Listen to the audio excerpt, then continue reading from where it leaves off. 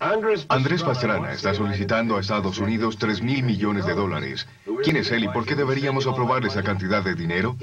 Él es el presidente de Colombia, el país suramericano que provee el 60% de la heroína y el 80% de la cocaína que se consume en Estados Unidos. El presidente afirma que necesita la ayuda de Estados Unidos para detener el tráfico de droga, algo no muy fácil de lograr, puesto que Pastrana está también librando la batalla contra la guerrilla izquierdista, que ya se ha tomado varias zonas del país, y los escuadrones de la muerte derechistas.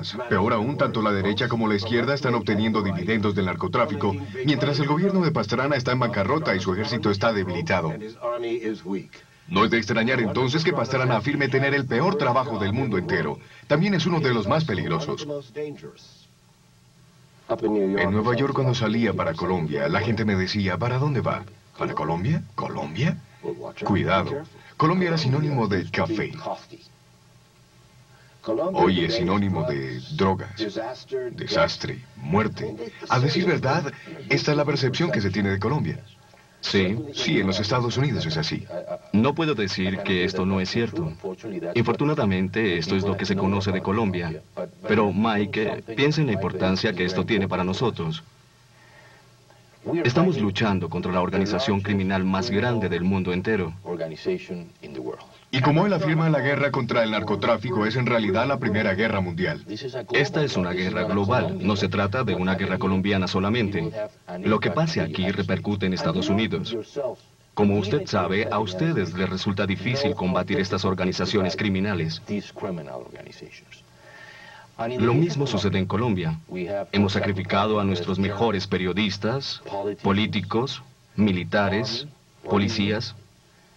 ¿Muertos? ¿Muertos? Sí, muchos han muerto en esta guerra. Es por eso que necesitamos unir todos nuestros esfuerzos para derrotar a nuestro común enemigo, el narcotráfico. Es precisamente el narcotráfico el que financia a los otros enemigos domésticos de Pastrana. Por un lado, la guerrilla de izquierda y por otro, los escuadrones de muerte de derecha. Los izquierdistas han venido librando una guerra civil durante décadas. Ya se han apropiado de una tercera parte del país, principalmente las selvas y cordilleras del territorio colombiano. Y cada día son más poderosos gracias a los dineros provenientes de los narcotraficantes que se encuentran en los territorios dominados por la guerrilla, puesto que tienen que pagar el impuesto de protección a cultivos para evitar que el gobierno colombiano los destruya. A propósito, la guerrilla está ganando sumas astronómicas alrededor de 500 millones de dólares por proteger a los narcotraficantes, ¿no es cierto?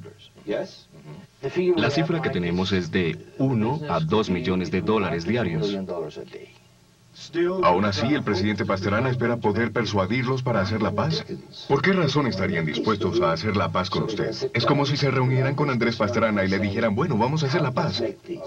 Sí. Y nosotros nos vamos a la quiebra. Bueno, creo que la guerrilla desea entrar en un proceso democrático. ¿Qué le hace creer eso? Así lo afirman. La lucha guerrillera dio origen al otro problema que enfrenta Pastrana, los escuadrones de la muerte de extrema derecha conformados por terratenientes para defenderse de la guerrilla. Estos escuadrones asesinan 1.000 civiles al año, gente de la cual apenas se sospechaba que eran simpatizantes de la guerrilla. Pastrana no puede hacer mucho para combatir este flagelo, puesto que su ejército está debilitado y a causa de la recesión su país está en bancarrota.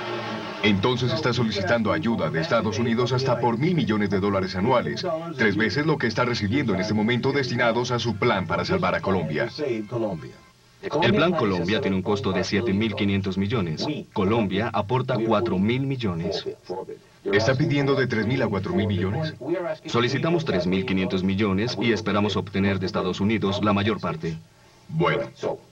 Ese dinero es en primer lugar para modernizar nuestras Fuerzas Armadas, el reentrenamiento y profesionalización de nuestro ejército, de manera que cada año estemos vinculando a 10.000 nuevos soldados profesionales para combatir la insurgencia. En otras palabras, militares de carrera. Así es. De acuerdo con Pastrana, un ejército fortalecido podría combatir el narcotráfico y así reduciría el dinero que la guerrilla recibe del mismo. Además afirma, si recibe menos dinero y tienen que enfrentar un ejército fortalecido, van a querer la paz. Entonces, si termina la guerra civil, los escuadrones derechistas se acabarían. ¿No es como hacer castillos en el aire? ¡Buenos días, señor presidente! Sin embargo, Pastrana durante años ha arriesgado su vida en la lucha contra los capos de la droga. En los años 80, como periodista, denunció a los narcotraficantes. Luego fue elegido alcalde de la capital, Bogotá, y fue víctima de un secuestro perpetrado por los capos de la droga. Irrumpieron en la sede principal, entraron a mi oficina, me apuntaron con un arma en la cabeza y me dijeron, esto es un secuestro. Luego me metieron en el baúl de un auto y me dije, ¿cómo voy a respirar? ¿Cómo voy a hacer para respirar aquí? ¿A dónde me llevan estos sujetos? Claustrofobia, ¿no? Sí, un poco. Pero el problema fue que me habían colocado en el baúl con uno de los secuestradores. Entonces éramos dos. ¿Dos en el baúl? Sí, de verdad, me preguntaba qué voy a hacer. Imagínese este hombre con una UCI en mi cabeza y yo tratando de respirar. Huyendo a toda velocidad por la ciudad. Nora, su esposa, se enteró de la noticia por la radio. Me sentí viuda cuando secuestraron a mi esposo. Me han dicho que ambos son católicos devotos. Sí. Cuando lo secuestraron, recé mucho. Sí, rezamos mucho. Rezamos mucho. Después de una semana de cautiverio, Pastrana fue liberado por la policía, cuando descubrieron por casualidad en dónde se encontraba retenido. A los 35 años fue elegido alcalde de Bogotá. Como una estrella en ascenso, nació para ser presidente. Aunque su padre fue presidente en los años 70, su carrera política sufrió un revés cuando también aspiró a la presidencia hace 5 años. Usted se lanzó a la presidencia en 1994. Sí, Y perdió las elecciones, ¿no es así? sí. Entonces dejó el país. ¿Por qué? ¿Por seguridad? Primero, sí, seguridad. ¿Por qué un candidato presidencial que pierde las elecciones tiene que en primer lugar preocuparse de su seguridad? ¿Salir del país? Sí, dejar el país. Pastrana acusó a su contendor, Ernesto Samper, de haber recibido dineros del narcotráfico para financiar su campaña.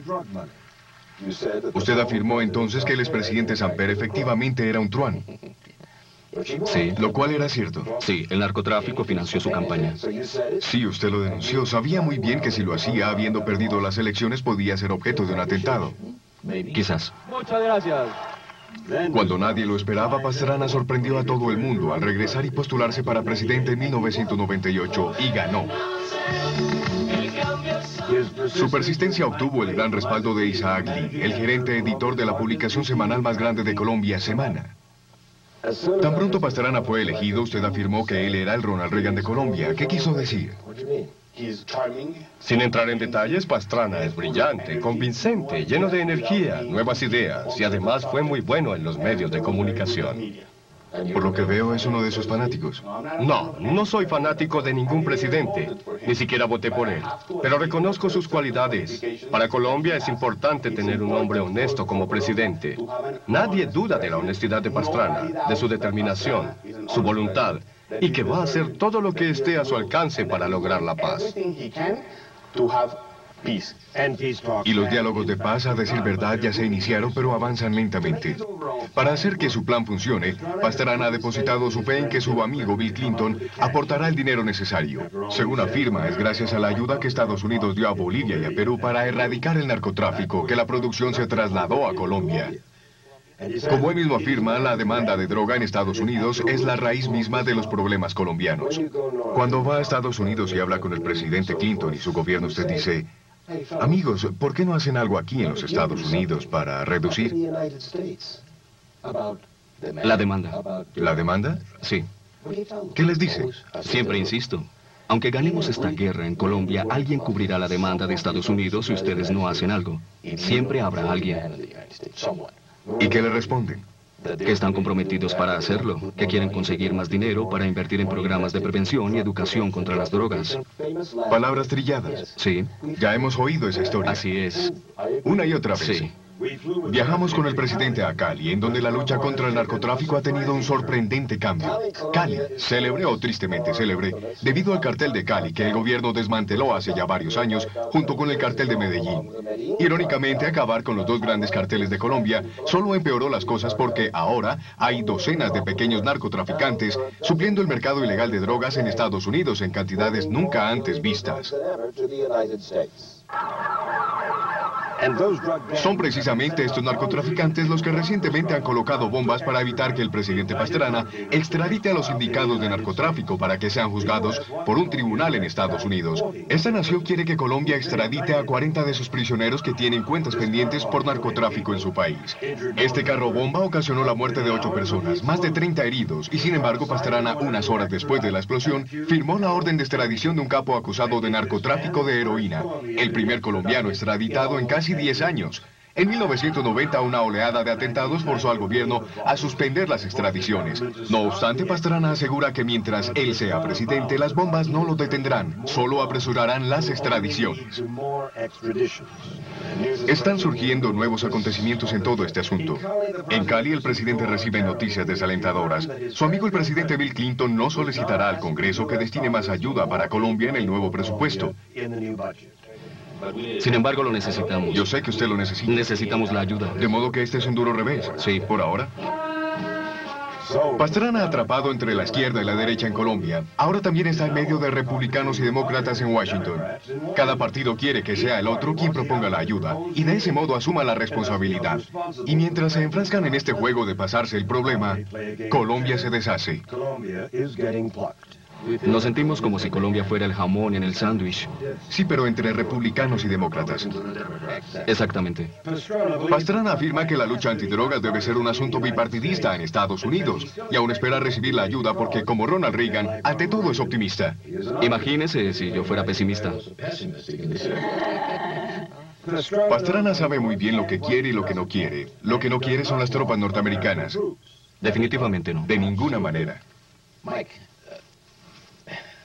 Mientras sea presidente, no habrá intervención militar por parte de Estados Unidos. Pero sus conciudadanos están pidiendo una intervención. Según las encuestas, entre un 50 y 60% de los colombianos están a favor de una intervención militar. Es importante entender a los colombianos. Cambian de opinión según los acontecimientos. Imagino que lo mismo ocurrió en Estados Unidos con la guerra del Vietnam. Asimismo, conocen nuestra posición geográfica. Sí. A decir verdad, la lucha en este país es muy difícil. Tenemos 3 cordilleras. No creo que los colombianos quieran la intervención. Nadie quiere más guerra. Queremos la paz. A decir verdad, estimulados por los diálogos de paz de Pastrana, por primera vez millones de personas han salido a las calles por todo el país a exigir la paz. Hemos visto a la gente gritando en las calles, no más violencia, no más secuestros. Eso es lo que queremos, paz. Ese es el mensaje. No queremos más violencia en Colombia.